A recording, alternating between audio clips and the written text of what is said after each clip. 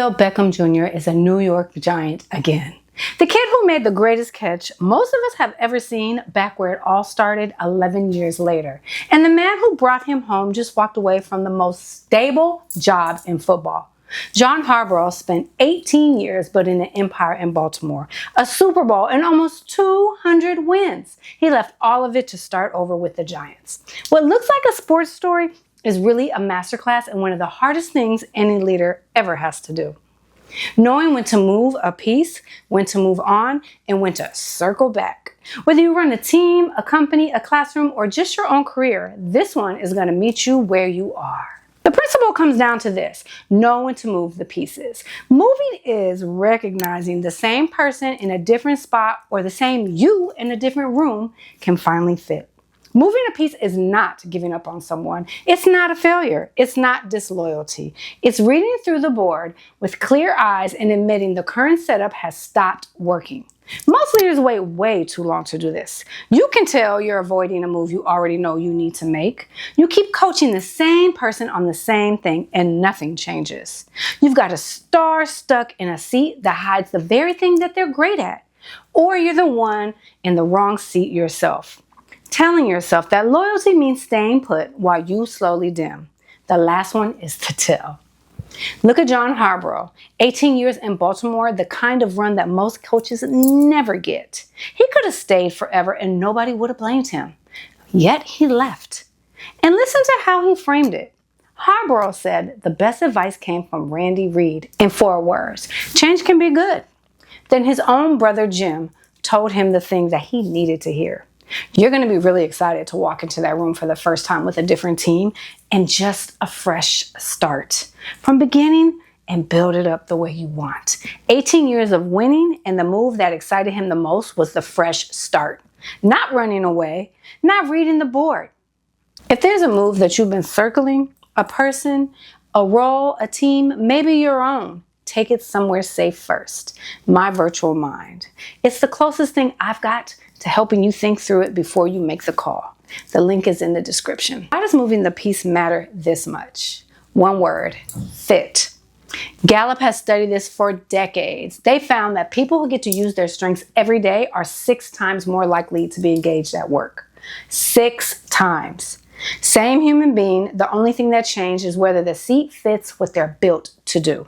So when a leader leaves someone stuck in a wrong spot out of loyalty, that is not kindness. That is 6 times the disengagement dressed up as being nice. There's a line from Harbaugh I just can't get past. When they asked him about bringing Odell back, he didn't gush. He said this: it's got to be right for both parties. Both parties. Not just this is a good fit for me. Is this a fit for the other person too? That one sentence is the whole philosophy of moving pieces well. Watch how he built it. He didn't chase the biggest names. He brought in the players who fit the vision he was selling. Juju, Braxton, Odell, veterans who knew their role and could show a young quarterback how it's done. Each one a piece chosen for a fit, not for a flash. And the most emotional piece on the whole board was the one coming home. This is where it gets personal and where connected leadership shifts it for you. Because moving on is only half the lesson. The other half is this: moving on doesn't mean that you can never come back. It means you circle back if and when it makes sense. Picture an airplane in a holding pattern. The runway below is socked in. Wind, storm, no visibility. A panicked pilot forces the landing and people get hurt. A wise pilot does something that looks like doing nothing.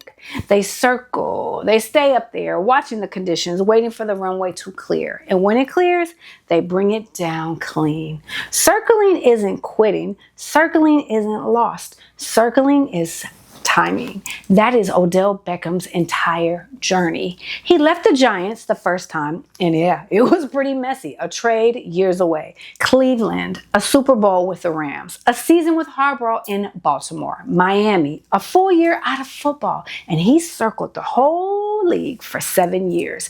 And the moment the runway cleared, a coach he trusts, a city he loved, a real need, he came home. Listen to what he said about New York. It's a place I never wanted to leave, and it's just a special place in my heart. Just hoping for the best. And when the deal was finally done, he wrote a quote, "Nothing was ever given to me. I worked for everything I have. Never give up on yourself. Home team, I'm back." He didn't force the landing 7 years ago. He circled until it made sense. The step underneath that is what I call perceive. Perceive is the pause where you question the story that you've been telling yourself. The story that says leaving means failing, that coming back means weakness, that a door closed is closed forever. Remember this, the only control that you have is how you receive, perceive, and respond. Most people jump straight from feeling to a move. Perceive is the part in between. What this looks like for you is one honest question. Think of a piece that you keep avoiding, the teammate in the wrong role, the relationship that's been off for a while, the job that you've outgrown. Before you force anything, ask, is this a runway that I land on today or one that I circle and come back to when it's clear? Sometimes the answer is move now. Sometimes it's not yet. And not yet is not the same as never. Either way, you just made the call on purpose instead of by accident. If you want to see which moves you tend to force and which ones you avoid until it's too late, take the Leadership Origin Profile at the link in the description. It's free. It shows you the pattern that you've been running since long before you had a title. The one that's been deciding when you hold and when you let go. Leadership without reflection becomes reaction. Know your worth, know your truth, and know when to pivot. I'm Dr. Cara. This is Connected Leadership. Connect to yourself so you can elevate and expand for yourself and those you lead.